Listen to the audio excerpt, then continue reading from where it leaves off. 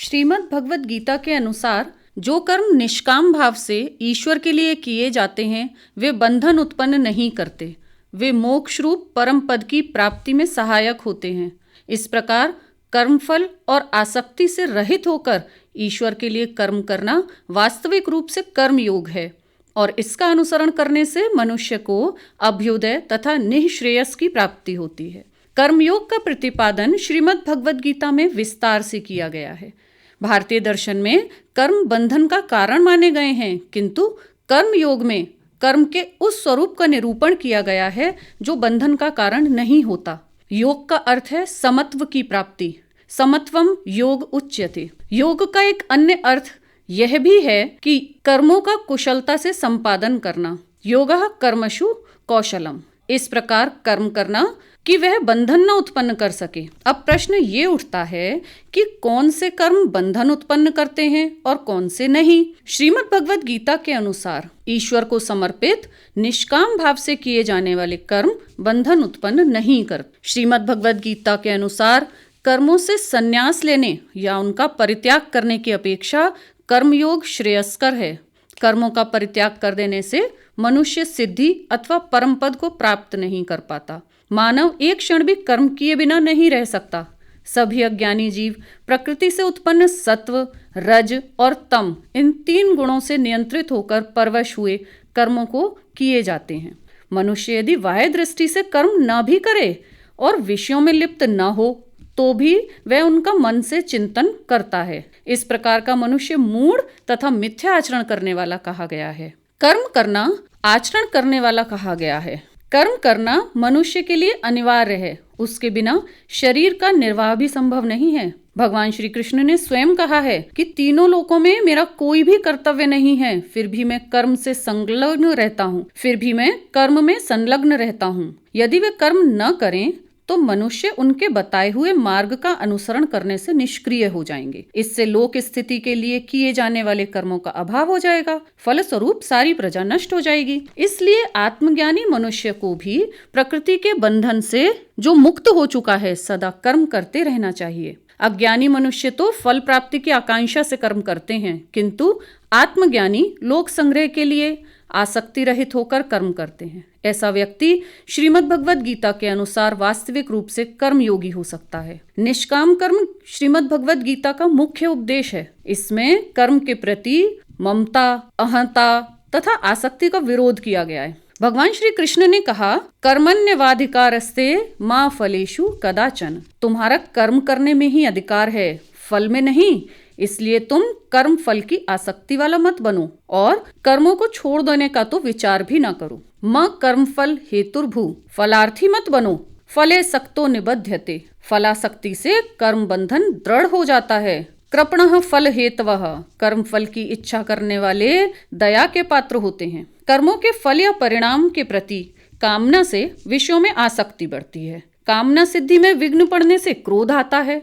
क्रोध से मति भ्रष्ट होती है और अविवेक उत्पन्न होता है। अविवेक से स्मृति का नाश होता है। भले बुरे की पहचान की क्षमता चली जाती है और व्यक्ति अपने लिए श्रेष्ठ साधन का चयन नहीं कर पाता। इस तरह वह कर्म बंधन में फंसता चला जाता है। लेकिन अब प्रश्न यहाँ ये उठता है कि कर्मफल की इच्छा के बिना कर्मों में प्रवृत्ति कैसे होगी? फल की आशा के बिना लोग कर्म कैसे कर पाएंगे? श्रीमद् भगवद गीता इसका समाधान करती है कि सामान्य जन कामनाओं की पूर्ति और निवृत्ति के लिए कार्य करते हैं, किंतु ज्ञानी आसक्ति को त्याग कर आत्म शुद्धि के लिए कार्य करते हैं। कर्म करने की प्रक्रिया उद्देश्य से प्रेरित होनी चाहिए, न कि कामनाओं से। अब फिर एक प्रश्न उठता है कि यदि फल में आसक्ति से कर्म बंधन मजबूत होता है तो फिर श्रीमद् भगवद गीता हमें कर्म करने का उपदेश क्यों देती है? हमें कौन से कर्म करने चाहिए, कौन से कर्म नहीं करने चाहिए? क्या इन सब दुविधाओं में पड़ने से संन्यास मार्ग अच्छा नहीं है? अर्जुन ने भी यही प्रश्न उठाया था। इसके सापेक्ष श्री कृष्ण ने कहा कि कर्म करने से बंधन होगा या नहीं, यह कर्ता के दृष्टिकोण पर निर्भर करता है। यदि उसमें कर्म के प्रति कर्ता भाव है तो वह कर्म इष्ट, अनिष्ट और मिश्रित 3 प्रकार के फल देता है। इसके विपरीत यदि कर्म में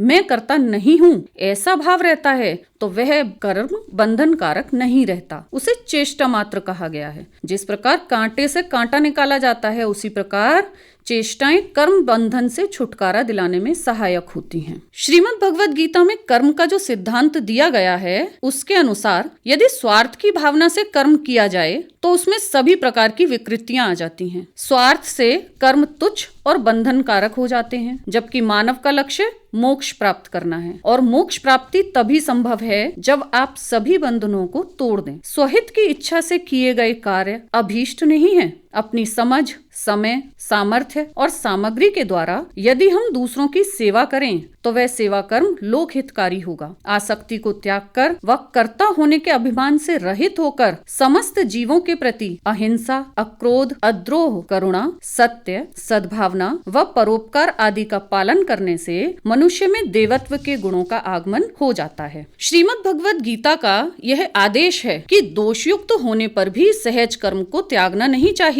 जैसे अग्नि स्वाभाविक रूप से धुएं से ढकी रहती है, उसी तरह कर्म किसी न किसी दोष से आवृत होते ही हैं। इसके बाद भी आसक्ति रहित कर्म करने वाला व्यक्ति नैष्कर्म्य को प्राप्त होता है। स्वधर्म के पालन में यदि व्यक्ति युद्ध में मारा भी जाता है तो भी उसे गीता में कल्याणकारी माना गया है। श्रीमद् भगवद गीता में 3 प्रकार के कर्म कहे गए हैं: कर्म, अकर्म, विकर्म। कर्म को करना साध्य की प्राप्ति के लिए आवश्यक है। कर्मों के त्याग को अकर्म कहते हैं। बंधनकारक कर्म ही विकर्म कहलाते हैं। हत्या, झूठ बोलना, व्यभिचार, ये सब विकर्म के उदाहरण हैं। कर्म तो करना ही पड़ेगा, लेकिन उसमें कर्तापन का भाव नहीं होना चाहिए। अब प्रश्न ये है कि निष्काम होकर, अनासक्त होकर कर्म कैसे किया जा सकता है? श्रीमद् भगवद गीता कहती है कि निष्काम कर्म व्यक्ति से दृढ़ मानसिक स्थिति की मांग करता है। सामान्य व्यक्ति की बुद्धि विभिन्न इच्छाओं के प्रति आकर्षित होती ही रहती है। उसकी इंद्रियां विषयों में भटकती हैं। इसके विपरीत स्थित प्रज्ञ संपूर्ण कामनाओं को त्याग कर आत्मतुष्ट रहता है। वह अपनी इंद्रियों को अपने विषयों से समेटकर उसी प्रकार अपने वश में कर लेता है जैसे कछुआ अपने अंगों को अपने खोल में समेट लेता है।